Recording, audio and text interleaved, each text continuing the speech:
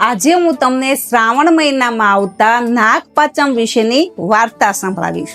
તો દોસ્તો, મારી ચેનલ ગુજરાતી સ્ટોરી હાઉસને તમે લાઈક, શેર અને સબસ્ક્રાઇબ જરૂરથી કરજો. તો ચાલો આપણે વાર્તા સ્ટાર્ટ કરીએ. નાગપાંચમ એટલે શ્રાવણ વદ પાંચમ. વ્રત કરનારે સવારે નાહી ધોઈને પાણિયારા પર નાગનું ચિત્ર દોરવું, ઘીનો દીવો કરવો, પૂજન કરવું, બાજરીના ઠંડા લોટમાં ચોળેલી કુલેરનું નૈવેદ્ય ધરાવવું, આગલા દિવસે પલાળેલા મગ, મઠ, કાકડી અને અથાણું જમવું. તો મિત્રો, આપણે વાર્તા સ્ટાર્ટ કરીએ. એક ડોશી હતી. ડોશીના ઘરમાં 7 દીકરા અને 7 વહુ હતી. નાની વહુને પિયરમાં કોઈ નહીં એટલે બધા તેને નબાપી કરીને બોલાવે, મેણા દે, ખાવા પીવાનું પૂરું ન આપે અને બધું કામ નાની વહુને માથે. સદારના દાડા આવ્યા. ઘરમાં ગાયો ભેંસોના દૂધના ખીર રંધાતી હતી. ઘરમાં બધા ભરપેટ ભરીને ખાઈ ઉઠ્યા. નાની વહુને જમવાએ ન બોલાવી.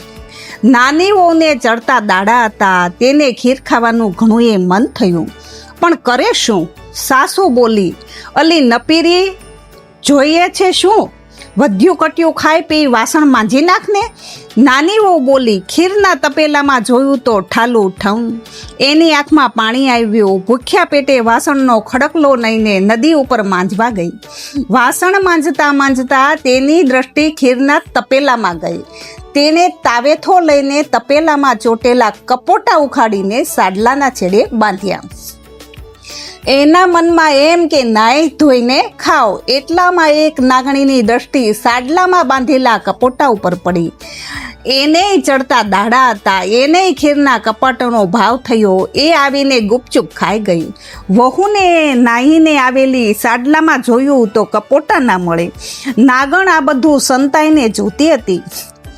એના મનમાં થયું કે અવશ્ય મને ગાળો દેશે, પણ વહુ તો બોલી, હશે કોઈ મારા જેવી દુખિયારી, ભલે ખાઈ પી ગઈ, મારું પેટ ઠરે એવું એનું પણ પેટ ઠારજો. નાની વહુએ ગાળો નહીં પણ આશીર્વાદ આપ્યા. એ સાંભળી નાગણ પ્રસન્ન થઈ ગઈ. વહુ પાસે આવીને એને કહ્યું, બહેન, તારા કપોટા હું ખાઈ ગઈ છું, બોલ તને શું દુઃખ છે? નાની વહુએ બધી વાત કરી. માં, મારા પિયરમાં કોઈ નથી એટલે બધા મને મેણા મારે છે, પૂરું ખાવાય આપતા નથી. અત્યારે મને સારા દાડા રહ્યા છે, મારો ખોળો ભરનાર કોઈ પણ નથી. આટલું કહેતા નાની વહુની આંખમાં જળજળિયા આવી ગયા. નાગણને દયા આવી. નાગણ કહેવા લાગી, ના બેટી, તું રડીશ નહીં. આજથી અમે તારા પિરિયા માનજે. જ્યારે તારો ખોળો ભરવાનો થાય ત્યારે પેલા રાફડા પાસે કંકોત્રી મૂકી જજે. નાની વહુના મનમાં હરખ માતો નથી અને જુએ તો ધર્મની માં મળી ગઈ. એ તો રાજી થઈને ઘેર ગઈ. વહુને ખોળો ભરવાનો દિવસ આવ્યો. ઘરમાં બધા વાતો કરવા લાગ્યા. એને તો પિયરમાં સૂકું થળિયું નથી અને વળી ખોળાશા. નાની વહુનો જીવ મૂંઝાણો. એને સાસુને કહ્યું, બાઈજી, મારા પિયરમાં દૂરના સગા છે, કંકોત્રી તો લખી આપો. એક ગરડી પડોશણ બોલી, કટકો કાગળ લખવામાં શું જાય છે, લખી આપો ને. કંકોત્રી લઈને વહુ પેલા રાફડા પાસે મૂકી આવી. ખોળો ભરવાનો સમય થયો. સાસુએ ટોણો માર્યો, ઝટ કરો, ચૂલે આંધણ મેલો, હમણાં વહુના પીરિયા આવશે, પેટી ભરીને લુગડા લાવશે. એટલામાં તો નાગણ, નાગદેવતા અને નાગકુમારો આવ્યા. પેટી ભરીને હીરના ચીર લાવ્યા, સોનાના ઘરેણા લાવ્યા. જોઈને બધાના મોં સિવાય ગયા. ન કોઈ બોલે કે ન કોઈ ચાલે. ચૂલે તો સાચો સાચ આંધણ મૂક્યું. નાગ દેવતાઓએ કહ્યું, અમારા માટે દૂધ મૂકો, અમે તો દૂધના પીનારા. દૂધના દેગડા ચૂલે ચડ્યા. પાસેના ઓરડામાં દૂધના તપેલા મૂક્યા. નાગ દેવતાઓ તો ચપચપ દૂધ પી ગયા. ખોળો ભરાવવા માંડ્યો. વહુને તો હીરના ચીર, સોનું, રૂપું, હીરા, માણેક તેટલું આપ્યું કે સાસરિયા તો છોભીલા પડી ગયા.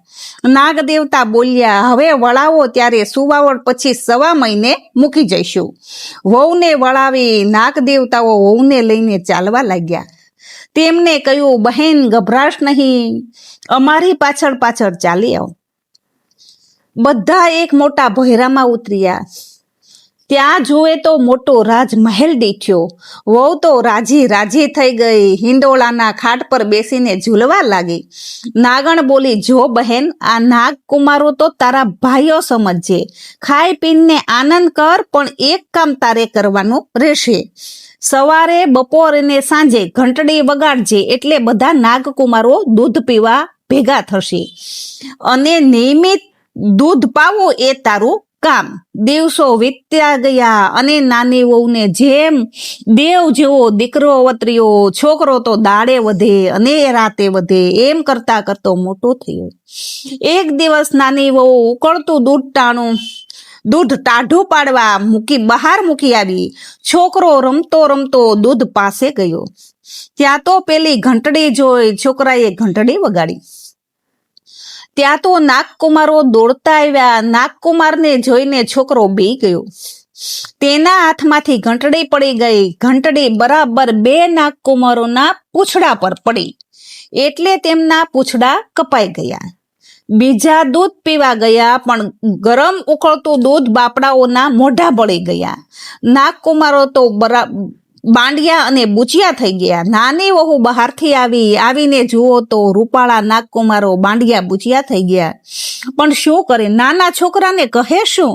પણ નાગકુમારો ક્રોધે ભરાયા અને કહેવા લાગ્યા, અમે તારા છોકરાને કરડી ખાશું. એટલામાં નાગ માતા આવી પહોંચી અને નાગકુમારોને શાંત કર્યા. પણ એમના મનમાં વેર ગયું નહીં. નાની વહુને સાસરે વળાવવાનો દિવસ આવ્યો. મનગમતી પહેરામણી આપી, સોનાનો ચૂડો આપ્યો અને વિદાય દેતા નાગમાતાએ કહ્યું, તને દુઃખ પડે તો અહીં આવજે. સાસુ તો છોકરાને જોઈને વહુને ભેટી પડી. પણ બીજી વહુના મનમાં થયું કે માનીતી થઈ પડશે, એટલે બીજી વહુ તેની પર વધારે રીસ કરવા લાગી. હવે પેલા નાગકુમારોના મનમાં થયું કે અહીં આપણને માતાને કરડતા વાર્યા, પણ ત્યાં કોણ વારશે? એમ મનમાં ગાંઠ વાળી નાની વહુને સાસરીએ કરડવા આવ્યા અને ઘંટી નીચે સંતાઈ ગયા. વહુ પાણીનું બેડું ભરીને આવી. ઉંબરામાં આવતા ઠોકર લાગી, એટલે તેના પોતાના બાંડિયા બુચિયા ભાઈ સાંભળી આવ્યા. તે બોલી, ખમ્મા, ઓ મારા બાંડિયા બુચિયા વીરને ખમ્મા ખમ્મા. નાગકુમારો તો વિચારમાં પડ્યા કે બહેન હજી આપણને કેટલા સંભાળે છે. બીજે દિવસે નાની વહુ પાણી ભરવા ગઈ. નાગકુમારો પણ છાના મના સાથે ગયા. વહુને વાવના પગથિયે ઠેસ વાગી. નાની વહુ ફરીથી બોલી ઉઠી, ખમ્મા, મારા બાંડિયા બુચિયા વીરને ખમ્મા ખમ્મા. નાગકુમારોએ બહેનનો આટલો બધો પ્રેમ જોઈ કરડવાનો વિચાર માંડી વાળ્યો અને ત્યાંથી ચાલતા થયા. એક દિવસ મોટી વહુને દૂધની તાંબડીઓ છોકરા રમતા રમતા ઢોળી નાખી. એ તો લાલ પીળી થઈ ગઈ અને છણકામાં બોલી, અમારા રાખનું દૂધ સીધ ઢોળાવી નાખો છો. તમે તો મોટા પિયરના છો, કાલે ગાયો લાવીને બાંધશો, પણ અમે શું કરીશું? નાની વહુને ખોટું લાગ્યું. તે છોકરાને લઈ ફરીથી નાગમાતા પાસે ગઈ અને તેના પોતાના દુઃખની વાત કરી. નાગમાતાએ અને 2 દિવસ રાખી અને કહ્યું, બેટી, ચિંતા ન કરીશ, જા તું તારા ઘરે જઈને વાડો કરાવ. હું કાલે ગાયો મોકલીશ. વહુએ ઘેર આવી વાડો કરાવ્યો. એટલામાં તો પેલા બાંડિયા બુચિયા ભાઈઓ પુષ્કળ ગાયો લઈને આવ્યા. બહેનનો વાડો ગાયોથી ભરાઈ ગયો. બહેન પેલા નાગકુમારને ભાઈ ભાઈ કહીને ભેટી પડી. વાડો ભરાતા વધેલી ગાયો તેને જેઠાણીને આપી. જેઠાણીઓ તો રાજી રાજી થઈ ગઈ. આખા ઘરમાં આનંદ આનંદ થઈ ગયો. જય નાગ દેવતા, જય નાગમાતા. જેવા તમે નાની વહુને ફળ્યા એવા અમને પણ ફળજો અને વાર્તા કરનાર સાંભળનાર બધાને ફળજો અને બધાની મનની ઈચ્છા પૂરી કરજો અને અમારી ચેનલને લાઈક, સબસ્ક્રાઇબ અને શેર કરજો, જેથી કરીને તમને છઠના વિડીયોની નોટિફિકેશન મળી જાય.